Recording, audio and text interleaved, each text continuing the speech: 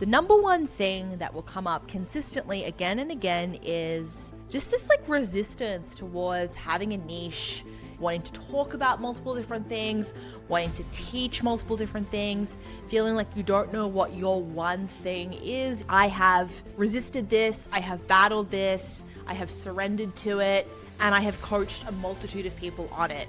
I don't think that there is one thing that everyone is destined to do or to teach. Share that you're learning. Allow yourself to be vulnerable and transparent and honest. Your value as a personal brand is how capable you are at having a wide number of people feel connected to you. If you can find points of relatability, that's going to be really powerful for your brand.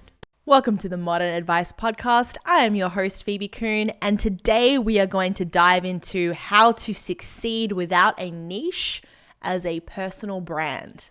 This is a hot topic. It has been for quite some time, and in my experience, having coached hundreds, maybe even a few thousand people at this point, the number one thing that will come up consistently again and again is just this resistance towards having a niche, feeling like you're pulled in multiple directions, wanting to talk about multiple different things, wanting to teach multiple different things, feeling like you don't know what your one thing is if you're going to go out as a personal brand, and then either ending up in this paralysis of not taking any action at all, struggling to really get started, get your thing off the ground, or maybe you go into something for a while and then you want to pivot and you're torn because you feel like you can't pivot, what will people think, and then you end up in paralysis all over again. So, as someone that has been doing this personal brand online business thing for 5 years now, entering my 6th year, I have resisted this, I have battled this, I have surrendered to it, and I have coached a multitude of people on it. It's something that continues to come up, and it's something that really I think there's a lot of misconception around, and I want to, as both a marketer and as a business owner and as someone that just is a very creative person that holds multitudes, is multi-passionate, multi-hyphenate, I want to just set the record straight and give a little bit of permission and structured advice to anyone who is experiencing this challenge in your own journey. Let's start with this. What is a niche? Why do we need one? What is this whole thing? Okay, so I have seen niche be defined in so many different ways. So let's just start by saying that there are going to be a lot of different ways to define niche. Some people will define it as your topic or your category of what you teach, or, the arena in which you operate, plus the person that you were delivering to. So it's area plus client is niche, right? That's a very traditional way of looking at it. I have worked in so many different arenas where I've been the client doesn't matter as much. It's just the industry. It's just the topic itself. And, I've had so many different clients come to me and say well, I'm interested in this and I'm interested in this. But, in my work, I actually do these multiple things. And the way that I used to approach that with those multi-passionate people is I would say, okay, cool. You have your multiple things, but then what we want to do is, as a brand, we want to create an umbrella that can carry everything. And so what's your umbrella theme, right?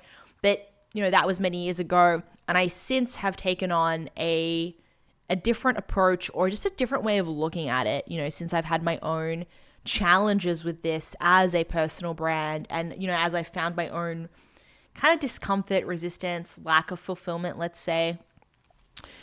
It's really funny. I actually have one reel that went mega viral 2 years ago, and that reel was on how to find your niche using your human design. Really funny. It has 870,000 views.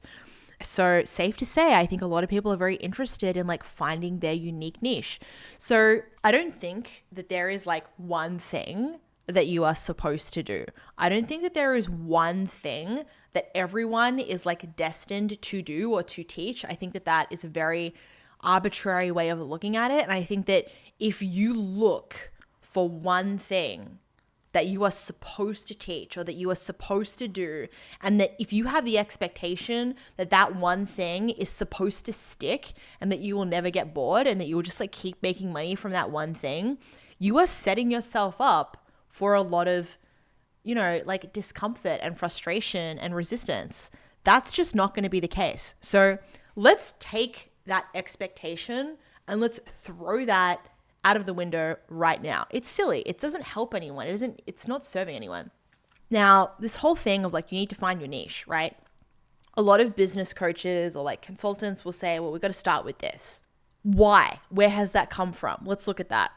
In the book, The One Thing by Gary Keller, he talks about the power of one as a concept. And ultimately, this whole principle has come from this original idea that if you focus on one thing, then you are eliminating the distractions of spreading your time and your attention on multiple things. And so when you're not spreading yourself thin, you can take all of that extra energy and you can focus it in one direction, and you can essentially be more effective, more powerful. You can build more momentum. You can get where you want to go faster. And what we see, if we're going to map this out to like a visual diagram, is we see this like, upwards curve, and it's very logarithmic, right? It's like an exponential incline on a graph. And so we kind of have this point of like, mass adoption, or we see this like kind of inflection point. I like to call it the inflection point, where, the amount of effort that you put into something then compounds, and you see this like compounding thing over time. We see this same graph when we look at like Warren Buffett's net worth. It kind of inflects at a point and then it just goes up, right? So what we're looking at here, if we're not looking at money and, physical dollars or like currency compounding, we're looking at essentially the ROI of your effort compounding over time. And so if you focus on one thing and you're only focusing on that one thing, then the brand awareness or the product awareness of that one thing starts to compound the more that you talk about it. So if all you're doing is launching one offer and talking about one offer, over a certain amount of time, the awareness of that offer, the awareness of that solution that you provide is going to compound. And essentially what happens is you reach that inflection point faster.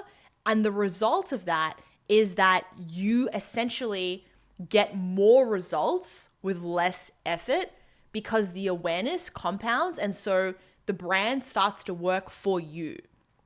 Now, does that mean that you will only ever be successful if you do this one thing for the rest of your life? No. That's what I think a lot of people have made it mean. But do you want your business to be this one logarithmic graph? It doesn't have to be. That's a choice, right?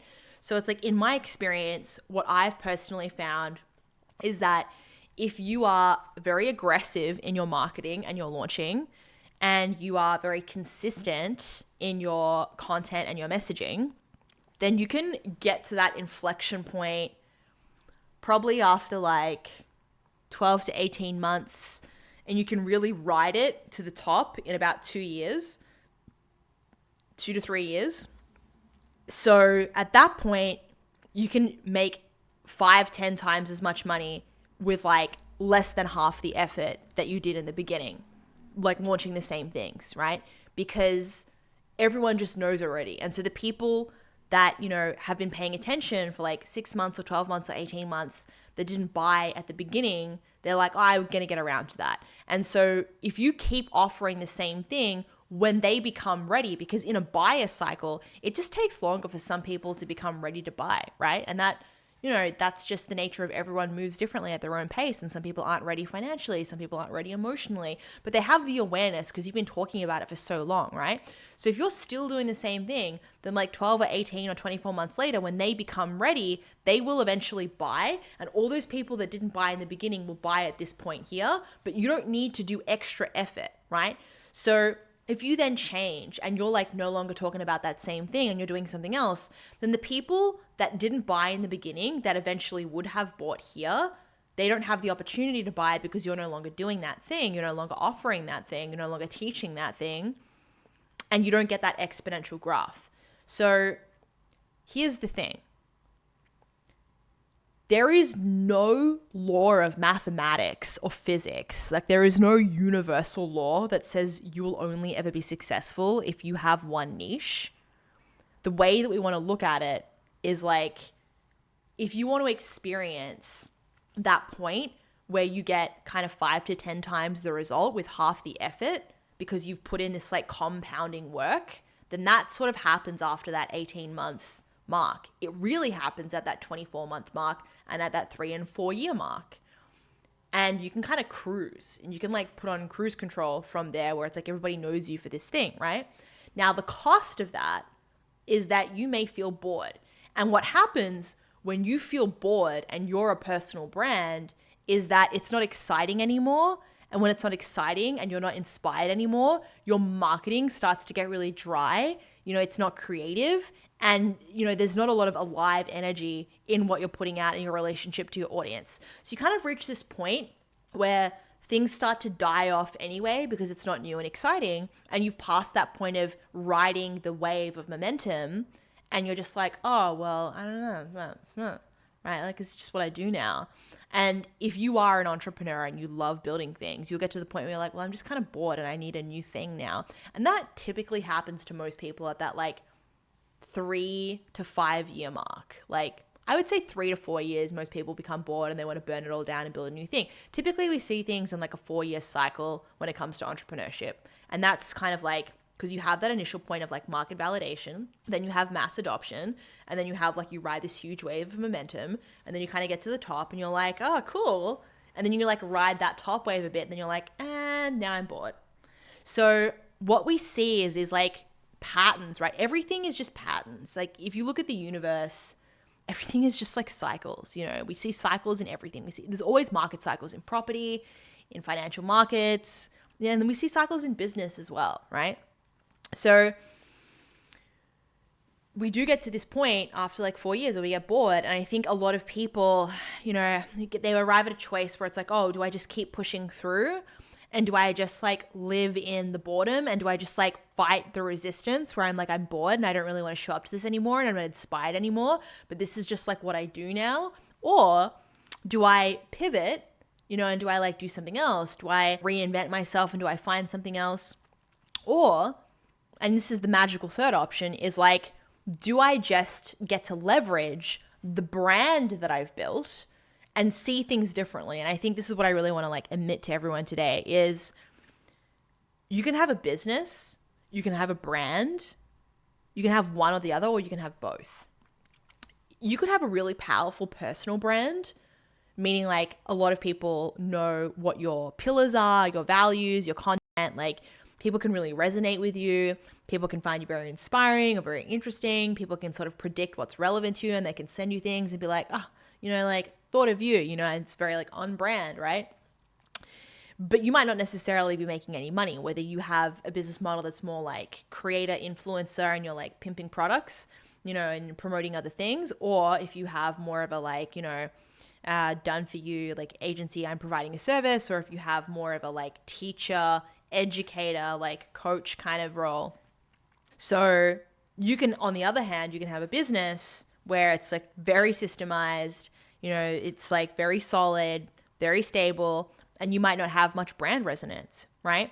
And so typically it's rare that someone has both, like that's very, very strong. Usually people will be a little bit stronger in one area or the other.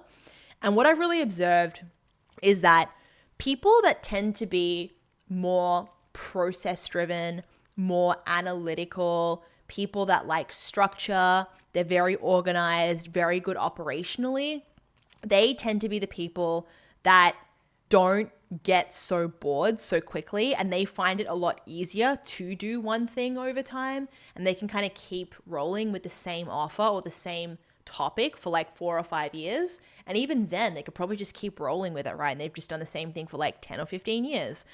And so, you know, typically we refer to these people as like left brain dominant or like, you know, very analytical. Recently, maybe not so recently, but they came out and kind of said, this whole like left brain, right brain thing is a myth. Like we obviously need both hemispheres of our brain, but let's just say if you're more process driven, right? And on the other side, you'll have people like myself who are very, very creative people that are more conceptual. And so when you're more concept driven, you're more creative, typically you will be bored a lot faster because you are not driven by structure. You're driven by the drive to create. And so you want to be creating new things all the time. And this model of like the fastest way to build momentum, it's like you could be bored several times throughout that train ride. And I want you to know that you don't have to take that train. It depends what you want. And this is what you need to ask yourself. Am I building a business that I want to be insanely easy, where I don't need to work that much? Because the trade-off for that is like you can optimize that business, you can automate it, you can systemize it. And the trade-off is that it's not going to be a creative business. Or am I building a business that gets to be an authentic expression and an extension of who I am in all of my curiosity? That business is driven by curiosity. It's driven by a desire to create, a desire to learn, a desire to continually grow and evolve and iterate. And that is going to be a business that is going to be highly expressive and probably very deeply fulfilling if you're a creative person. And the trade-off is that it's not going to be as profitable, and you're probably not going to have like the level of time freedom that you would if you had the inverted business. So it's one or the other.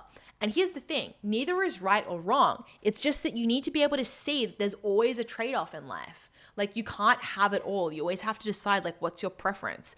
So do you want to be more creatively fulfilled and then compromise on like time and profit? Or do you want to have more time and profit but not be so creatively fulfilled? It's one or the other. But there's like this whole argument of like, you are the niche, or like, you need a niche. It's like really redundant because that's just not the most effective, optimal way to look at it. It's really just like, what kind of a business do you want to have? And are you someone that needs to create in order to feel fulfilled like I do? Or are you someone that just prefers to have more structure and repeatable, predictable systems, because that makes you feel safe and it makes you feel sturdy. And I have a lot of colleagues who are like that, and I'm not like that. And if you are trying to build the opposite business to how you are naturally inclined and how you're naturally going to feel fulfilled, of course you're going to feel restriction. Of course you're going to feel stifled, right? If you're just someone that really enjoys like the wide variety of things, I would say, we're more inclined to be creative. We want that variety. And you can just say like, I'm a person that loves variety and I really need variety. I recently spent a little bit of time with a friend of mine who has also been a client. He comes from a chiropractic background and has such a wide variety of health-related interests. And he had this challenge of feeling like, he didn't want to be boxed into this one particular modality. He didn't want to be like the trauma guy. He didn't want to be the German new medicine guy. And every time he tried to pick a niche within the realm of health coaching, within the realm of like, that whole medical arena, he always kind of felt like he could do it for a few months and then he felt stifled and he felt defined by the niche, and then he would lose steam, lose momentum, and then start doubting and questioning everything again. And I feel like this is very, very common for people. So if you're someone that likes variety, I want you to know that it doesn't need to be so specific. Like, what is the benefit of doing something hyper specific? It's like we talked about in the beginning, you have this like logarithmic graph of momentum that you can build, but there's a trade-off for that. And so I want you to really, really tell yourself, like, you don't need to have that scale and you don't necessarily need to have those profits with like such a little time that you're putting in. If you want to have freedom and flexibility and joy, you can absolutely have a successful business without just talking about one thing. So let's talk about what that would practically look like. Keeping in mind what we said before, in regards to like the marketing rules, there are a certain amount of time that it takes for something to gain adoption, for people to have awareness. It takes time to build that up, right? And you can speed that up, you can slow it down. And, you speed it up by doing more content, by being more aggressive in your content, by growing a bigger audience. But ultimately, if you want to find that nice middle ground between stable, profitable, but also joyful, what I'd say is like, pick the thing that you are interested in, that you want to talk about, that you want to teach right now, and commit to it for a period of time. And maybe that period of time is like 6 months. If you're changing every month, that is going to be very, very frequent, and probably too frequent for your audience to be able to like gain enough, connection where they're like staying with you, right? So I want you to think about it in terms of like a cycle. Think about a market cycle and think about how long it takes for you to feel like you are being absorbed and pulled into a particular world of something that you're interested in. You're probably going to be observing it or monitoring it for some time. And I think that 6 to 12 months is like a really good amount of time. But I also want you to keep in mind that it takes a certain amount of time for you at the very beginning stage as a brand, as a personal brand, as a business owner, to establish certain markers of credibility, is what I call them.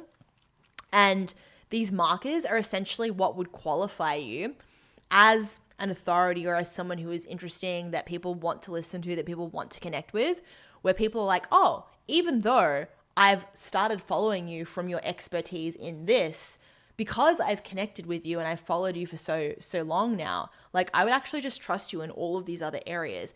And then you kind of transition from being a business that is centered on this one thing to becoming the brand of you. So there is this concept where people, talk about like, you are the brand, right? Like you are the niche. And that's very true. But you also need to realize that that's something that you earn.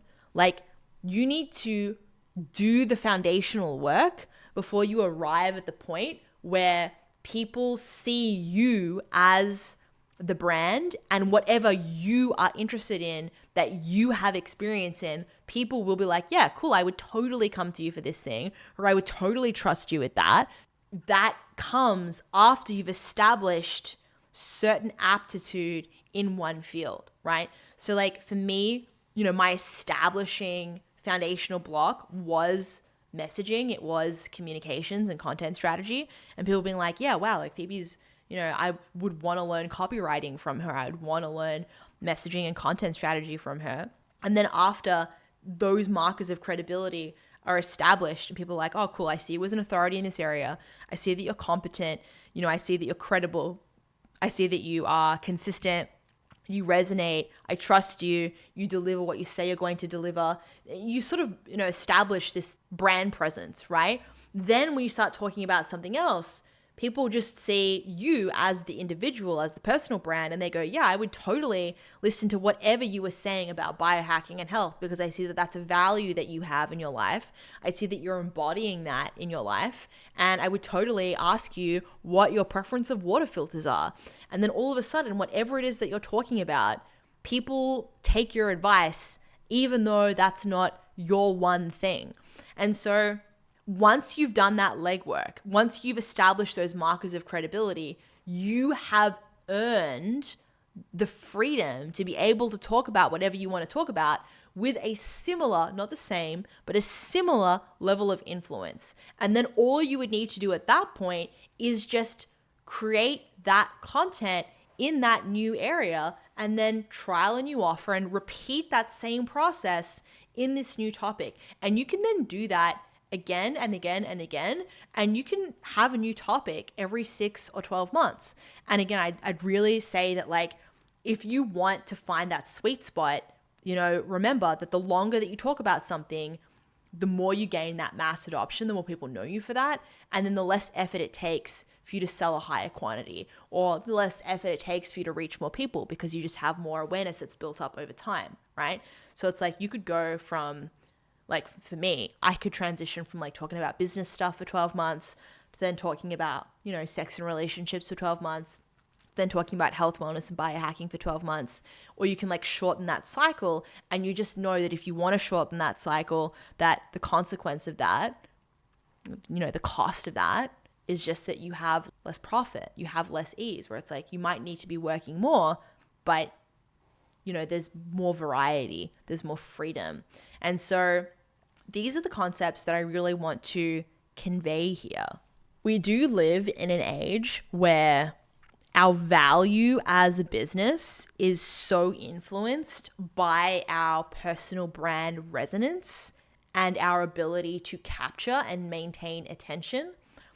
And I want to highlight that there are so many more nuances with business now, given the nature of how we relate to brands and how people buy.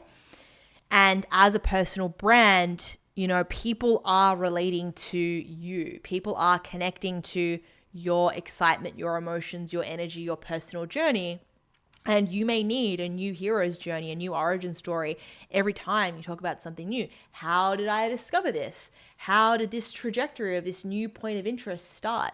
And I want you to keep in mind that if you just start talking about something else without any kind of transition material, that is going to feel very jarring for your audience. And you want to take them on that journey of your evolution and your own curiosities and interests as they evolve. So you want to explain the story of how this transition happened. It's not a pivot, it's a transition. It's like, how did you become curious about XYZ new topic? Like, what happened? And just tell that story a few times. Like, I met this person and I had this illness, or I had this challenge in this new relationship and then that brought up this thing. Tell that story and people will understand how this new point of interest came about, right? It's usually not going to just arise from looking, like the watched pot doesn't boil. It's usually going to arise from a new challenge that pops up that we are excited to then solve. So share that story of that challenge and share that excitement of how you want to solve it and how you've learned and what you've tried and what you've tested and what you're iterating. Share that. But the thing that you want to really keep in mind is that people are invested in your evolution. People are invested in your journey. People are invested in your curiosity, in your problem-solving process. And take them on that journey. And you don't have to have it all figured out yet. You don't have to be an expert in this new thing. And I think something that really holds people back a lot is this idea that, now I need to go and build up all of this expertise and credibility in this new topic, and that's going to take me 4 years. And so I need to just be quiet while I'm building that up in the background. No, share that you're learning, share your process while you're learning, and let people learn with you. They're going to be so bought into that process. Allow yourself to be vulnerable and transparent and honest. Your value as a personal brand is how capable you are at having a wide number of people feel connected to you. So the more you're able to facilitate connection at scale, the more powerful your brand is. And the way that you create connection is by transparently sharing your humanness and those points of relatability. So if you are constantly just trying to be this flawless Iron Man expert, people are not going to relate to that, because people love the humanness. People love, the journey of searching. People love the journey of starting again, right? People need those points to relate to. And so share that while you're going through it. Tell people, I'm really interested. Let's see what happens. Have this attitude of I'm going to explore, I'm going to play, I'm going to just see, just be curious. Don't feel like you need to have it all figured out. You really don't. No one really knows. And the more you pretend and it's all good and I know everything, the more you're alienating your relationship to these people that just want to connect to your humanness and your vulnerability. And that is really your power and your strength as a brand, is how honest and transparent can you be? And that doesn't mean that you have to share all of the details of your life. You don't need to do that. You don't need to pimp your personal life and your privacy for the public. But if you can find points of relatability, that's going to be really powerful for your brand. A really good way of knowing if you have a good niche or not is to kind of do this quick test. I've always said to business coaching clients or just students in my marketing programs that there are 3 core umbrella niches. One is business, career, vocation, making money. Two is relationships, love, sexuality. And three is health, medical, wellness. So those are the three umbrellas, right? And whenever you're doing something and you're experimenting with something new, it's going to have to kind of fall under one of those larger umbrellas. And I think where people really struggle to gain traction and momentum with their niche is when it doesn't easily fit under one of those umbrellas, right? So someone might be doing something very like random and they'll be like, oh, well, I do this random thing, like I do dance, it's like some kind of like, I do this like sensual dance. Like what niche is that? Ultimately, you want to tie it back to some kind of benefit in one of those three categories. So it's like, is this helping advance someone's career? Is this helping you, increase your like longevity, your health and your wellness? Is this helping you in your relationships with other people, right?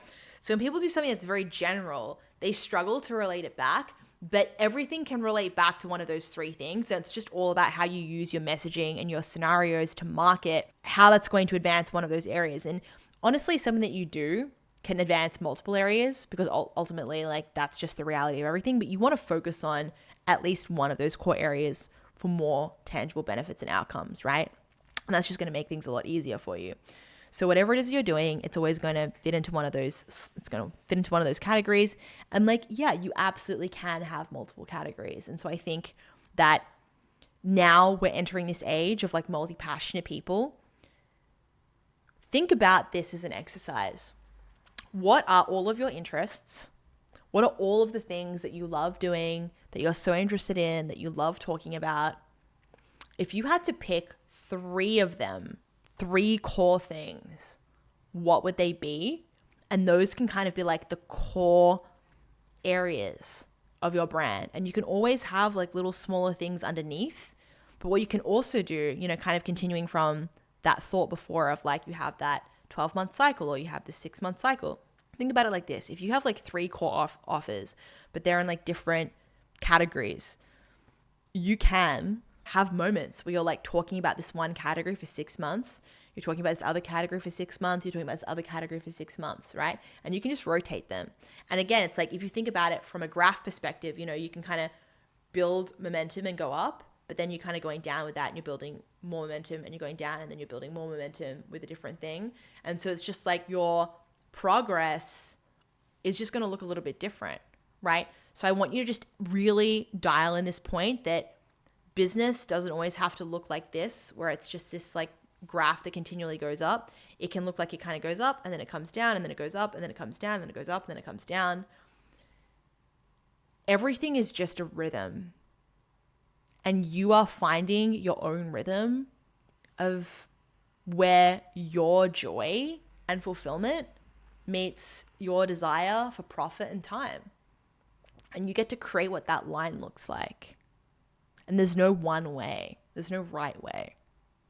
So I want to close this off by giving you a really powerful piece of awareness that I think is going to help you really come out of this way of thinking about it that is just very linear and very limited. So I jokingly said to my friend the other day that had this whole thing of like, oh, I just need this niche and what's my thing? What's my one thing?